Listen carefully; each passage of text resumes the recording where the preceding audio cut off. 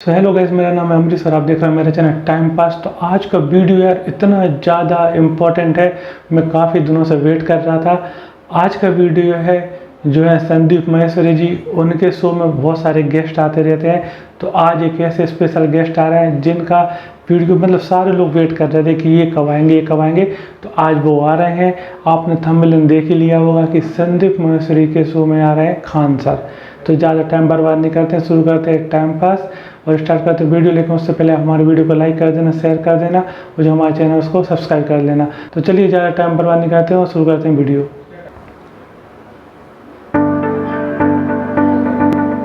आप में से कितने लोग हैं जो बहुत एक्साइटेड हैं आज के सेशन को लेकर के? तो अब मैं जैसे ही आपको नाम बताऊंगा उनका जो हमारे आज के गेस्ट हैं, तो आपका जो एक्साइटमेंट लेवल है वो और बढ़ जाएगा। ये बताने से पहले कि गेस्ट कौन है, मैं आपको थोड़ा सा बताता हूं YouTube के बारे में। YouTube में क्या है कि पूरे वर्ल्ड की अगर बात करी जाए तो करोड़ों चैनल्स हैं जो अलग अलग जॉनर्स में हैं, अलग अलग कैटेगरीज में हैं। उसमें से दो बड़ी कैटेगरीज हैं, मोटिवेशन और एजुकेशन। पूरे वर्ल्ड में जो वर्ल्ड का नंबर 1 मोटिवेशन चैनल है वो मेरा है, और जो वर्ल्ड का नंबर 1 एजुकेशन चैनल है किसी इंडिपेंडेंट क्रिएटर का, वो उनका है, जो कि हमारे गेस्ट हैं। उनके 17 मिलियन से ज्यादा सब्सक्राइबर्स हैं। Please give an energetic and warm welcome to the one and only Khan sir.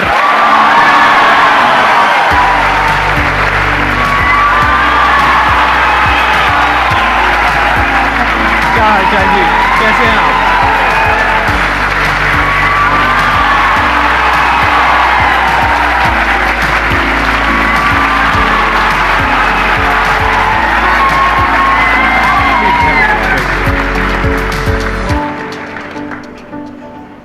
इससे पहले कि ऑडियंस आपसे कुछ पूछे या इंटरेक्ट करे, मेरे माइंड में एक क्वेश्चन है आपके लिए जी, जो बच्चे हैं वो आपके इतने दीवाने क्यों हैं, इतने पागल क्यों हैं आपके पीछे? मतलब मेरे कमेंट सेक्शन में भरा पड़ा था खान सर कब आएंगे, खान सर कब आएंगे।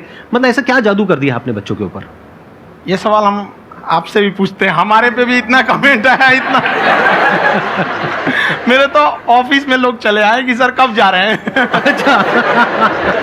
क्योंकि हम लोग का तो एग्जैक्ट है, वही पढ़ाना है। हाँ, तो देखिए, हम लोग का मेन है कि बच्चों को जो ज़रूरत रहती है कि अगर लड़का पढ़ने आया रहा ना, उसके मन में कोई डाउट ना रह जाए। हम उसको कहते हैं कि हम तुम्हें पढ़ा रहे हैं, दम है तो भूल के दिखाओ, याद करके नहीं।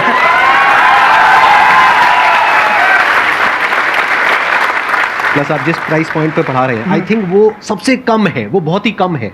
सर, ये जो फीस का कल्चर है, हाँ। ये हमारा इंडियन कल्चर नहीं है। हमारा इंडियन कल्चर गुरु दक्षिणा है, उस हिसाब से वो सही है। ऑक्सीजन जैसे जिंदगी के लिए जरूरी है, वैसे एजुकेशन जरूरी है। कोई ये नहीं कह सकता है कि पैसे की वजह से वो खान सर के यहाँ से लौट गया। क्या बात।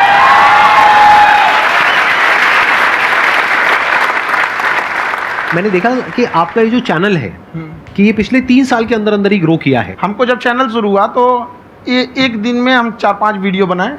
एक हमको कुछ आता, आज भी नहीं आता इतना, तो हम देख के कैमरा उमरा तो हम कंफ्यूज हो गए, बाप रे।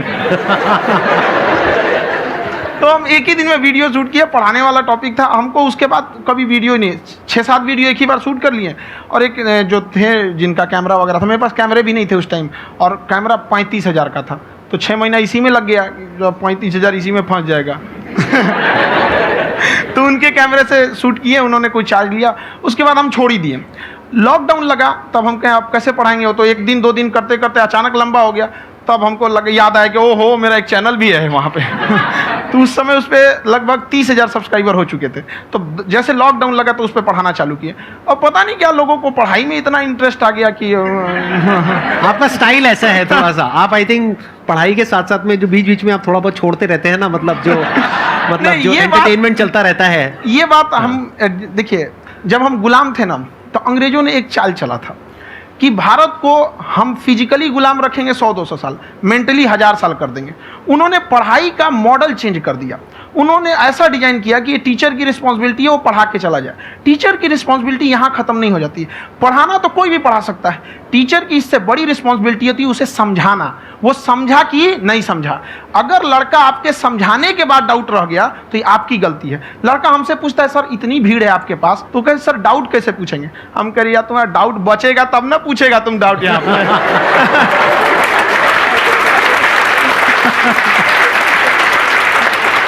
कॉन्फिडेंस नेक्स्ट लेवल है का आंसर का, मानना पड़ेगा। और शायद यही वजह है इनकी जो ग्रोथ है उसका, किसी ने शायद सपने में भी नहीं सोचा होगा कि पिछले 2 साल के अंदर अंदर जो आपके चैनल की ग्रोथ हुई है, जैसे आप खुद ही बता रहे हैं कि लॉकडाउन के टाइम पे आपके 30,000 के करीब सब्सक्राइबर्स थे, आज की डेट में 17 मिलियन है। और मेरा एक क्वेश्चन और है, इससे पहले कि ऑडियंस में से आपसे कोई क्वेश्चन पूछे, कि कई बार आप ऐसे भी टॉपिक्स टच करते हैं जो थोड़े से कंट्रोवर्शियल हैं या थोड़े से सेंसिटिव हैं, जिसके ऊपर बात करने की हिम्मत आई थिंक बहुत ही कम लोगों में है। तो आपको कभी ये नहीं लगता है कि कहीं ज्यादा तो नहीं हो रहा है, इसको थोड़ा रोक देते हैं, थोड़ा कम कर देते हैं, क्योंकि कोई लाइन ही नहीं है वैसे तो बोलने को, तो आप कुछ भी बोल दो, कितना भी बोल दो। हुई है कंट्रोवर्सी बहुत बार। एक्चुअली बचपन से हमको फौज में जाना था, और फौज वालों के लिए ये सब मायने नहीं रखता, उसको करना है मतलब करना है, तुम सामने कुछ भी रहो, डजंट मैटर।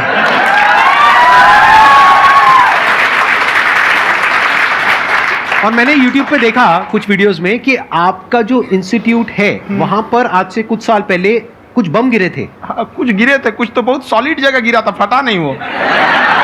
मतलब आपके आसपास? हाँ, बम को भी पता है कि टीचर की इज्जत किया जाता है। क्या बात है, क्या बात है। मैं समझ पा रहा हूं कि ये आपके अंदर जो एटीट्यूड है ये कहां से आ रहा है, क्योंकि आप बचपन से ही फौज में जाना चाहते थे, तो आप जंग के मैदान में ही खड़े हैं एक तरीके से। बस फर्क ये है कि आपके हाथ में कलम है, हथियार ना हो करके। हथियार से एक आदमी की जान जा सकती है, हाँ। कलम से बहुत ताकत होता है। शिक्षा एक ऐसा हथियार है ना, हर कुरीतियों से लड़ सकता है, हर तरह की समस्याओं से। और ये एक ऐसा हथियार है, मेटल डिटेक्टर में भी नहीं पकड़ाता है।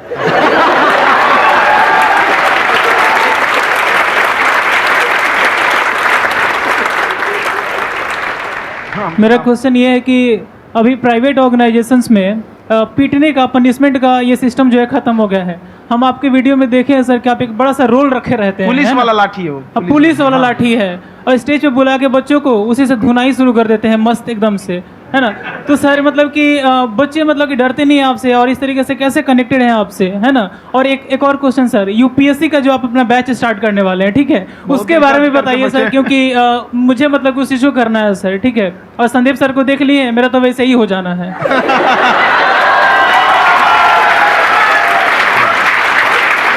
क्या हो जाना है? मेरा पूरा कंप्लीट करो। I'll be an IAS officer next year because I have seen you sir. My day is like complete sir. All the best. Thank you so much sir. Thank you. पूरा बोला करो। Thank you. देखिए, लड़कों को जहाँ तक पीटने की बात है, जब पढ़ाने की बात आएगी तो उसको हम पूरे बेहतरीन ढंग से पढ़ाएंगे। लेकिन जब सजा देने की बात आएगी ना, तो वो भी बेहतरीन ढंग से होगा। ऐसा थोड़ी होगा कि बस एक ही चीज़ बेहतरीन ढंग से होगा। और डर का होना बहुत ज़रूरी है। ये डर भी अपने आप में एक मोटिवेशन है, क्योंकि जब आपके अंदर एक थोड़ा सा डर रहे ना, तो डर के भागिए मत। एक ऐसा डर जिसको आप लगे कि नहीं नहीं थोड़ा सा और करने की ज़रूरत है, फिर तो ये हम इसको क्रॉस कर जाएंगे आप। तो लड़कों के अंदर ये डर बनाना भी ज़रूरी रहता है। और रही बात यूपीएससी वाले की, जो आपने बोला, बहुत सारे लड़के वेट कर रहे हैं यूपीएससी की, क्योंकि 2-2.5 लाख फीस सारे लोग एफोर्ड नहीं कर सकते। और हमारा वही रहता है, हम तो ज़्यादातर हमारे स्टूडेंट देखेंगे तो किसी के रिक्शा वाला, सब्जी वाला, यही लोग, इनको तो 2.5 लाख रुपये, इनके पास पूरी संपत्ति नहीं होती है, फीस कहाँ से भरेंगे वहाँ पे, उसके बाद रहेंगे कहाँ से। तो ऑल ओवर इंडिया से, कश्मीर से कन्याकुमारी तक, गरीब से गरीब भी लड़का उसको पढ़ सकता है। यही कुछ 1000 रुपये मंथली, 12-14 हज़ार साल का पड़ेगा, खत्म हो जाएगा इतना में।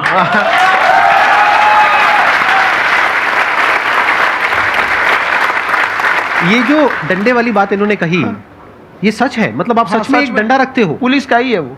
और मारते हो? हाँ, कि मतलब अगर कोई लड़की छेड़ता है या ऐसा कोई भी उल्टा पुल्टा काम पढ़ाई करता लिखाई है, कुछ भी गलती करेंगे तो पिटाएंगे वो यहाँ पे, कैमरे पे, ऑन कैमरा, जैसा भी रहे, कुछ भी पिटाना तो उनको फिक्स है। एक तो कोई मतलब विधायक जी थे, उनके लड़का को पीट दिए, तो चला है दल बल लेके अपना वहाँ पे। उसने घर पे नहीं बताया था कि सर ने पीटा है, बस बोल दिया कोचिंग में पीटा है। बाद में पता चला हम पीटे हैं, तो उसके पिताजी मेरे सामने और पीटे।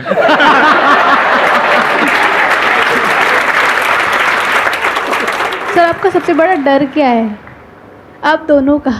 फौजी को डरे नहीं लगता है, बाकी अफसर से पूछिए। आज के सेशन से पहले कोई डर नहीं था, लेकिन अब मुझे इनकी डंडे वाली कहानियां सुन करके डर लग रहा है कि कहीं मैंने गलती से कुछ बोल दिया अरे ऐसा और नहीं, इन्होंने कहीं पीछे कुछ रखा हुआ है, और यहीं आ करके अगर इन्होंने मेरी पिटाई कर दी तो बहुत बुरा हो जाएगा। तो इसलिए हमको थोड़ा डर लग रहा है।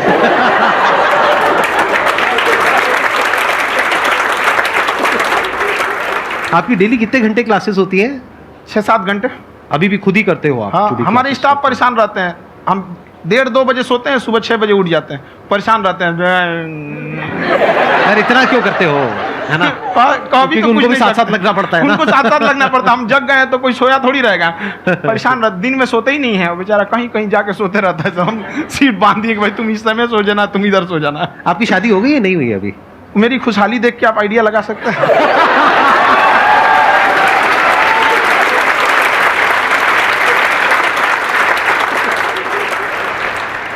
First of all I would like to say sir thank you so much to you and to your team कि आपने मुझे यहाँ आने का मौका दिया। एंड सर अब तक मैंने आपको सिर्फ फ़ोन या लैपटॉप में ही देखा है दोनों को, आज फर्स्ट टाइम लाइव देख रही हूँ तो बहुत अच्छा लग रहा है। तो मेरा क्वेश्चन ये है सर आपसे, जब हम लाइफ में कोई डिसीज़न लेते हैं कि हमें ये पर्टिकुलर चीज़ करनी है, और क्योंकि हम डिसीज़न लेते हैं तो हमारी आदत है कि पहले हम 4 लोगों से पूछते हैं कि तू बता तेरी क्या राय है, तू बता तेरी क्या राय है। तो उनमें से अगर कोई हमें कह देता है कि ये बेकार डिसीज़न है मत कर, तो हमारा माइंड कहीं ना कहीं डाइवर्ट होने लगता है और उसकी वजह से हम अपना डिसीज़न चेंज कर देते हैं। तो मेरा क्वेश्चन ये है कि कैसे हम अपने डिसीज़न पे स्टिक रहे, कैसे हम जो दूसरे के ओपिनियन है उनको अफेक्ट ना होने दें अपने ऊपर। दूसरे से सलाह लेने से पहले एक बार खुद उस पर रिसर्च कर लेना चाहिए, ताकि आप सामने वाला क्या सलाह दे रहा है आपको समझ में आना चाहिए। यहाँ पर ऐसा नहीं है कि कई बार ऐसे होते हैं कि दूसरे वाले को एक्सपीरियंस होता है, तो अगर आपको पहले से आइडिया है, उसके बारे में आप बेहतरीन ढंग से रिसर्च किए हैं कि क्या इसमें प्लस पॉइंट है, क्या निगेटिव है, उसके बाद आप किसी से सलाह लेने जाइए। ये नहीं कि मन में सीधा बताओ गड़बड़ा जाएगा। तो वहाँ पे पहले आपको R&D करना पड़ता है, समझ में आया कि नहीं? और ज़िंदगी हो या गाड़ी, जीतेगा वही जो टाइम पे गियर चेंज कर रहा है। तो डिसीजन चेंज करना बहुत ज़्यादा गलत नहीं है। इन्होंने बहुत अच्छी बात कही है और मैं इसी बात में थोड़ा सा और ऐड ऑन करूंगा कि ये जो आपने कहा ना कि अपने डिसीजन पे स्टिक कैसे रहें, ये कोई अच्छी क्वालिटी नहीं है, क्योंकि टाइम टू टाइम आपको अपने डिसीजंस को चेंज करना होता है। जैसे आपने 4 लोगों से डिस्कस किया, कोई इंसान कुछ पॉजिटिव बोल रहा है, कोई नेगेटिव बोल रहा है, उससे फर्क नहीं पड़ना चाहिए। डिपेंड ये करता है कि वो जो बोल रहा है उसका बेसिस क्या है। क्या वो किसी नॉलेज या एक्सपीरियंस के बेस पे बोल रहा है या ऐसे ही कुछ भी बोल रहा है? ऐसे ही बोल रहा है तो फिर उसकी बात पे ध्यान क्यों दे रहे हो? अगर किसी नॉलेज या एक्सपीरियंस के बेस पे बोल रहा है, फिर चाहे वो पॉजिटिव बोल रहा है चाहे नेगेटिव बोल रहा है, दोनों ही मायने रखता है। उसके बाद में रिसर्च करनी है और फिर रिसर्च करने के बाद में फाइनल डिसीजन अपना खुद का होना चाहिए। अब वो डिसीजन उससे अलग भी हो सकता है जो आपने पहले लिया था, और वो सेम भी हो सकता है। सर मेरा क्वेश्चन दोनों से है आपसे, how to deal procrastination and laziness. हमारा ब्रेन है ना, ये बहुत आलसी टाइप का, इसको आराम खोजना पसंद है। अब थोड़ा सा भी अब इसको आराम की ओर लेके चलेगा ना तो फिर उधर ही रहेगा। अब सोचेंगे 10 मिनट आराम कर लेते हैं ना, तो 10 मिनट 2 घंटा बना देगा। उसको टॉर्चर कीजिए, चल 10 मिनट बाद में। उसको आप उस पर हावी मत, वो कह रहा है कि हमको आराम चाहिए, आपको यहाँ आराम मिलेगा, पहले काम फिर मिलेगा आराम। तो आप उसके हिसाब से मत चल। आपका मन कर रहा है थोड़ा सा देख लेते हैं, कोई नोटिफिकेशन आया, आप कोई काम कर रहे हैं, क्यों? पहले काम कर लीजिए, बाद में देखिएगा ना नोटिफिकेशन। आप हावी मत होने दीजिए यहाँ पे। अगर आप 5 मिनट भी थोड़ा सा लूज पड़े ना, थोड़ा सा कमर सीधा कर लेते हैं, वो 2 घंटा बर्बाद कर दिया आपको। हावी मत होने दीजिएगा उसको अपने ऊपर। प्रोक्रेस्टिनेशन को तोड़ने का एक ही तरीका है, सबसे छोटे लेवल पे ले जा करके उस गोल को तोड़ दो। यानी वो गोल बहुत बड़ा है, उसको ब्रेक डाउन करो, उसके सबसे पहले स्टेप पे आ जाओ कि उसको अचीव करने का सबसे पहला स्टेप क्या है। जैसे गाड़ी चलाना सीखना है, उसको सबसे पहला स्टेप क्या है?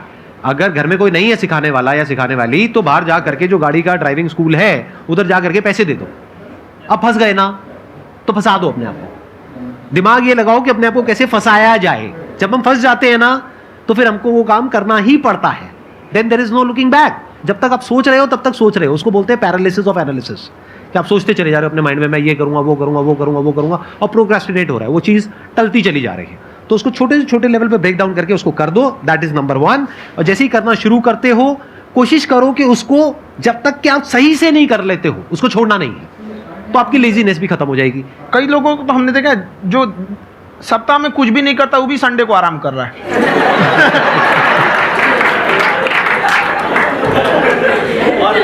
वैसे कहा भी जाता है कि अगर कोई काम आपको करवाना है ना, तो ऐसे किसी इंसान को दो जो बिजी है। हाँ। ऐसे आदमी को मत दो जो खाली है। ये परफेक्ट एग्जाम। किसी को भी आप देखिएगा जिसको आप कहते हैं कि मतलब थोड़ा ठीक ठाक आप समझते हैं कि नहीं ये बहुत आगे निकल, वो एक काम को खत्म करने के बाद कभी आराम नहीं करेगा। एक काम खत्म हुआ उसको लगेगा हाँ एक खत्म हो गया, अब दूसरा करना चाहिए। और वही जिसको देखिएगा एक खत्म हो गया और आराम करना चाहिए, कभी नहीं, लाइफ में आखिरी सांस तक। सर यहाँ पे सब हिंदी में पूछते हैं, इंग्लिश में पूछते हैं, मैं भोजपुरी में पूछूं? जौन भाषा ठीक लगे तोने में पूछ दो। हाँ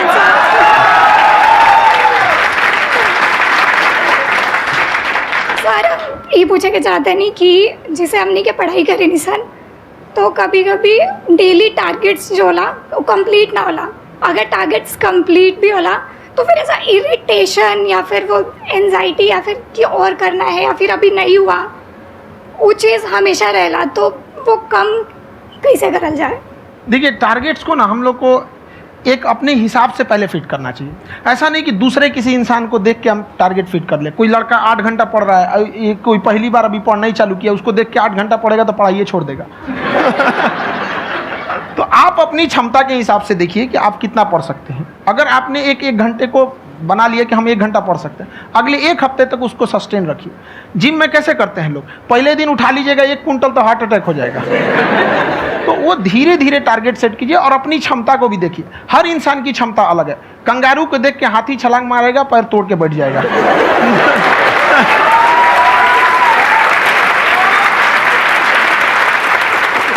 अब संदीप सर का मोटिवेशन देख के इसका मतलब क्या कि ट्रेन के आगे खड़ा हो जाएंगे, ढकेल देंगे तुमको। हालांकि ऐसा कर देते हैं, लेकिन ऐसा करिएगा लोग नहीं, क्षमता पता होना चाहिए। आपके अंदर एंजाइटी हो रही है कि मैंने कर तो लिया है। आप ये नहीं कह रहे कि मैंने कुछ भी नहीं किया है फिर मेरे को एंजाइटी हो रही है। आप ये कह रहे हो मैंने काफी कुछ कर लिया है फिर भी एंजाइटी हो रही है कि कहीं कुछ छूट तो नहीं गया है। तो बेसिकली आपको ये देखना है कि अगर आपके अंदर ये एंजाइटी हो रही है, that means you are a very good student. आप एक अच्छे स्टूडेंट हो। क्यों? क्योंकि बहुत सारे स्टूडेंट्स तो ऐसे हैं उनको पढ़ने के नाम से एंजाइटी होती है। तो आपको एंजाइटी हो रही है कि मैंने पढ़ लिया, दिन में मानो 8 घंटे का आपने टारगेट सेट किया और 6 घंटे पढ़ लिया, या मान लो 8 घंटे भी पढ़ लिया, फिर भी एंजाइटी हो रही है कि मैंने 10 घंटे नहीं पढ़ा।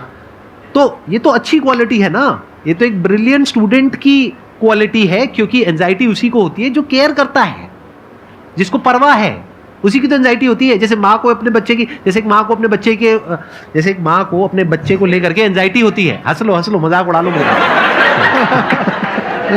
कोई बात नहीं, एडिट कर देंगे इसको हम। हाँ।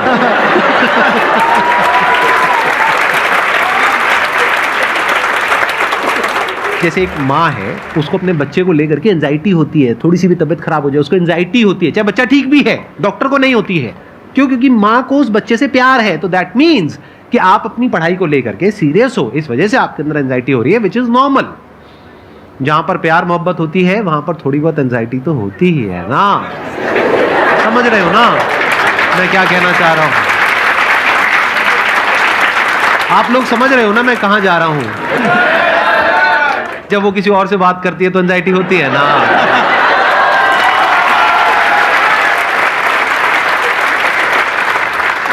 सर आपकी स्टोरी हमने सुनी थी, तो एक टाइम आया था जब आप गंगा किनारे जाके बैठ गए थे।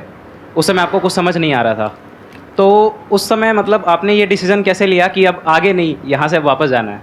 रास्ता ही नहीं था। घर जाने के लिए एटलीस्ट 90 रुपये चाहिए थे, जेब में 40 रुपये थे। कैसे घर जाते हैं?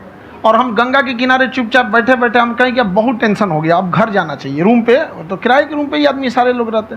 गए वहाँ पे तो रूम लॉक हो गया था। तुम खटखटाए तो ऊपर से गुस्सा से बोले जो ऑनर थे, क्या टाइम हो गया है? तुम कहीं 9-10 बज रहा होगा। घड़ी देखिए तो 2 बज रहा था रात का, 2-2:30 बज गया था वहाँ। टेंशन में आप तो होता है, कई बार ऐसा समय आएगा कि लगेगा जैसे अब कुछ नहीं हो सकता है। तो इससे घबराना नहीं है। कभी कभी गुच्छे की आखिरी चाबी भी ताला खोल देती है। जो बातें आपने बताई कि घर में प्रॉब्लम्स ये तो बहुत लोगों ने फेस करी। वहाँ पर आप अकेले नहीं है, बहुत लोगों ने ये प्रॉब्लम्स फेस करी, बहुत तरह की प्रॉब्लम्स देखी, बहुत तरह की स्ट्रगल्स देखी, लेकिन वो सब इतने कामयाब नहीं हो पाए जितने कि आप हुए।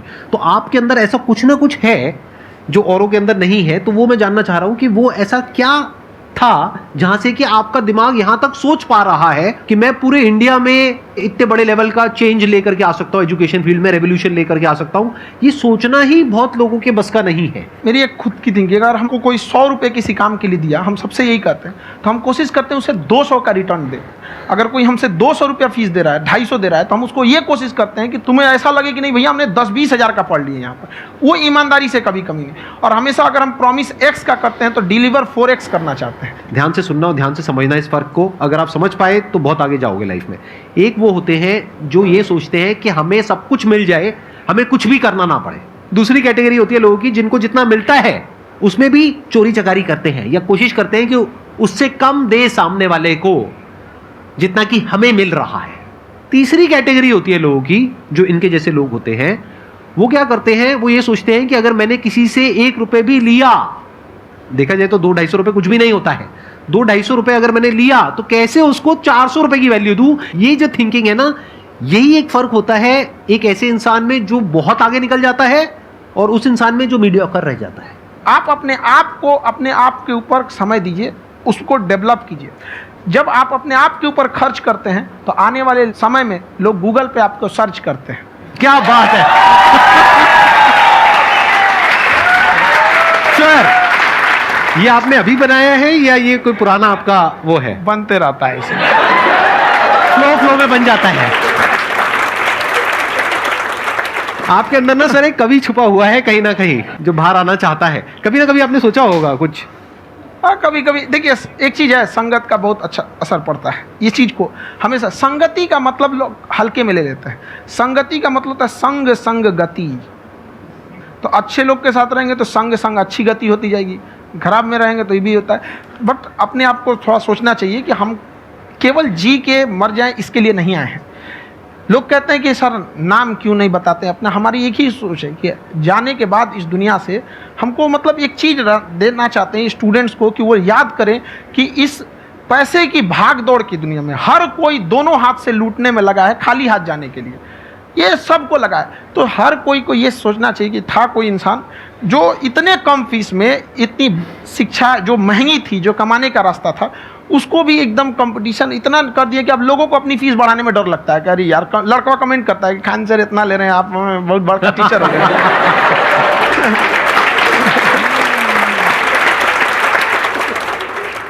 खान सर की एक क्लिप है, ये समय और समझदारी में बहुत फ़र्क होता है। अगर समय रहते समझदारी आ गई तो इंसान कामयाब हो गया, लेकिन अगर समय चला गया फिर समझदारी आई फिर तो बेकार है। तो सर मतलब कुछ आपको ऐसी चीज़ लाना चाहिए जो मतलब बच्चों जो तैयार हो रहे हैं उनको ये चीज़ें मतलब एंड टाइम पे दिखे। समझ रहे हैं आप मेरी बात? नहीं समझ?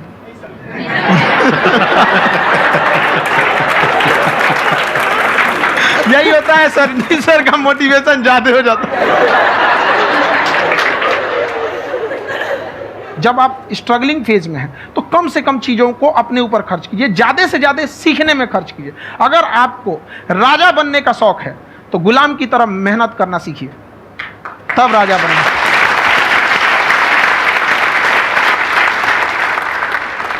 ये दुख, ये दर्द, ये सब तेरे अंदर है।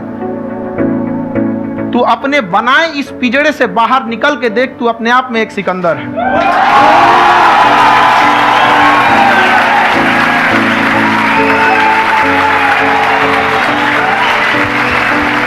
Thank you so much sir for coming. बहुत मजा आया मेरे को आपके साथ में इंटरेक्ट करके। आई एम श्योर आप लोगों को भी बहुत मजा आया होगा।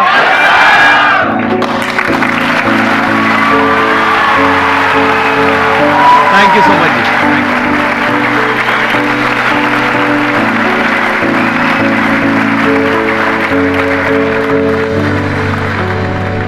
तो यार ये था वीडियो, पता नहीं चला कब 22-23 मिनट का वीडियो था, ख़त्म हो गया। क्योंकि दोनों ना लेजेंड है यार, मैं दोनों की वीडियो देखता हूँ कंटिन्यूस बेसिस पे। तो इस वीडियो का मुझे बहुत समय से इंतजार था कि कब ये वीडियो आएगा। तो मुझे तो काफ़ी अच्छा लगा। आपको कैसा लगा कमेंट्स बॉक्स में लिख के ज़रूर बताइएगा। अगर आपको हमारा वीडियो अच्छा लगा तो फिर से लाइक करें, शेयर करें और जो हमारा चैनल है उसको सब्सक्राइब करें। तभी के लिए इतना ही, अगले वीडियो फिर मिलते हैं, तब तक के लिए बाय बाय।